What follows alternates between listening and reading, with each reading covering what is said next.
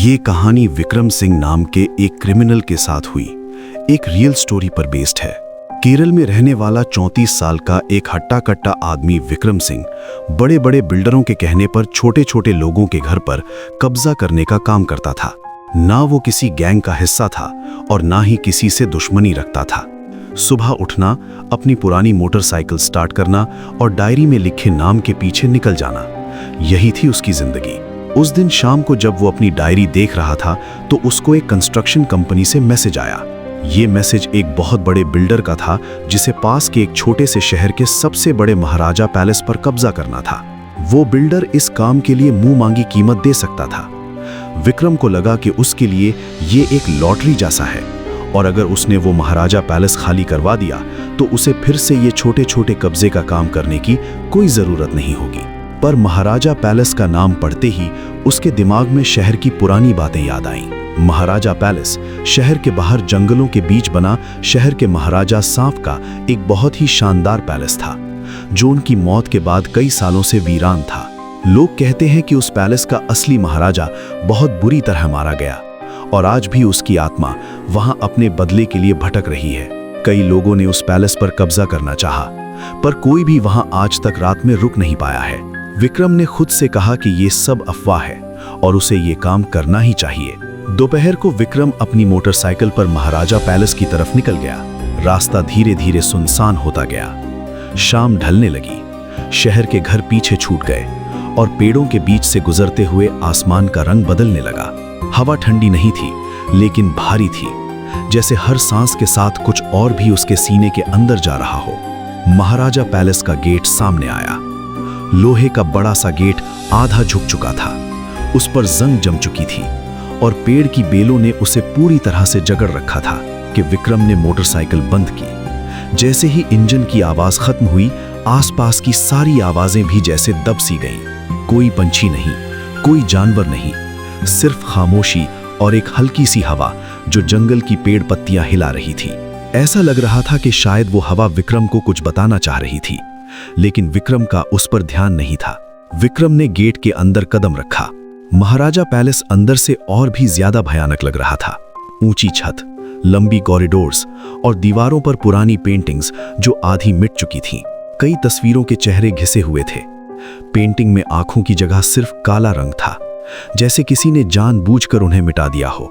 Vikram paintings देख ही रहा था कि तभी एकदम से उसे ऐसा लगा कि जैसे कोई उसे देख रहा है।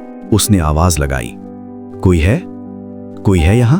उसकी आवाज कॉरिडोर में घूमकर वापस आई, लेकिन वो आवाज बिल्कुल वैसी नहीं थी जैसे उसने बोली थी। वो थोड़ी धीमी थी, थोड़ी भारी, जैसे किसी और के गले से निकलकर लौट रही हो। विक्रम ने इस पर ज्यादा ध्यान नहीं दिया और चुपचाप महाराजा के कमरे में चला गया। वहां जाते ही उसे अजीब से चक्कर आने लगे, तो वो कुछ देर महाराजा के पुराने से बेड पर जाकर लेट गया।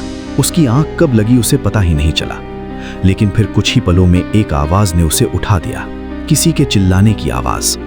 वो आवाज जमीन के नीचे से आती हुई लग रही थी। शब्द साफ नहीं थे, लेकिन उनमें एक भूख थी, एक गुस्सा था और कुछ ऐसा था जो बहुत पुराना था। विक्रम के सीने में एक अजीब सी घबराहट भरने लगी।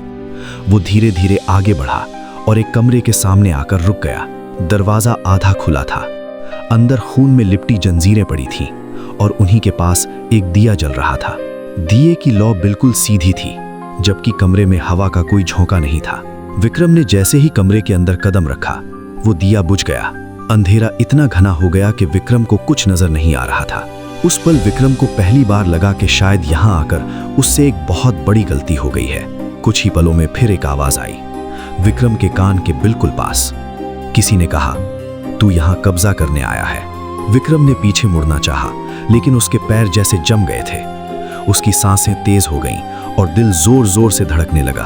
अंधेरे में धीरे धीरे एक अजीब सी चीज उभरी। वो आदमी जैसी थी, लेकिन पूरी तरह नहीं। उसका शरीर काले धुएं जैसा लग रहा था। चेहरे पर आंखों की जगह सिर्फ गहरी खाली जगह थी।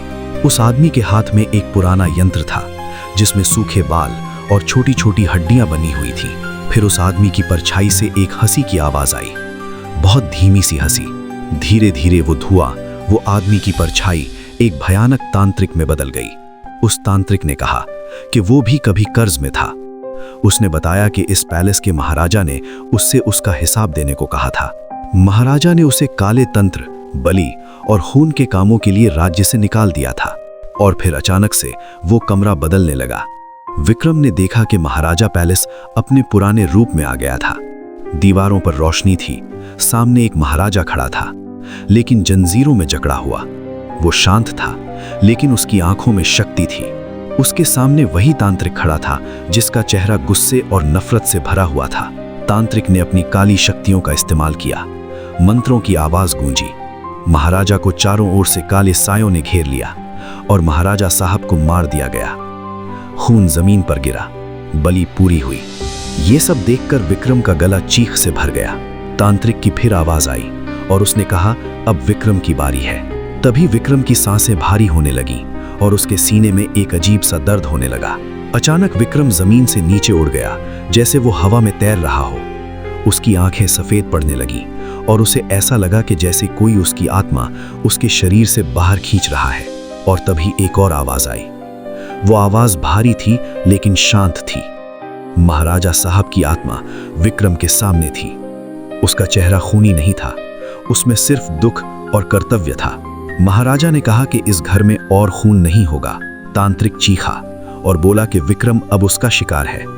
तभी अचानक महाराजा की आकृति बड़ी होती चली गई और तांत्रिक के मंत्रों की आवाज टूटने लगी। दीवारें कांप उठीं, अंधेरा जैसे चीखने लगा। तांत्रिक धीरे धीरे घुलने लगा, जैसे उसे कोई जबरदस्ती खींच रहा हो। विक्रम जमीन पर गिर गया। उस महाराजा का साया ठीक उसके सामने था। वो साया अब बहुत ज्यादा डरावना लग रहा था। चेहरे पर जैसे हजारों चोटें थीं और आंखें जो अंधेरे जैसी काली पड़ी थी, खाल जैसे पूरी गल चुकी हो। इतनी के महाराजा साहब के शरीर की हड्डियां दिख रही थी। विक्रम ने घबराते हुए बोला, महाराजा साहब, मुझे छोड़ दो महाराजा साहब। तभी अचानक से उस महाराजा का साया गुस्से में विक्रम पर चिल्लाया और उसे वो महाराजा पैलेस हमेशा हमेशा के लिए छोड़ने के लिए कहा। विक्रम इतना घबरा गया कि वो बेहोशी पड़ गया। जब उसकी आंख खुली, सुबह हो चुकी थी। महाराजा पैलेस वैसा ही था जैसा सालों से था, टूटा हुआ खंडर, खामोश, जैसे रात में कुछ भी नहीं हुआ हो। विक्रम बिना पीछे देखे वहां से बाहर भागा। उसने बिल्डर को यह काम करने से सख्त मना कर दिया। तब से वो महाराजा पैलेस आज भी खाली है। शहर के लोग आज भी कहते हैं कि वो महाराजा साहब का पैलेस रात में जिंदा हो जाता है। आपको क्या लगता है? हमें जरूर बताइए।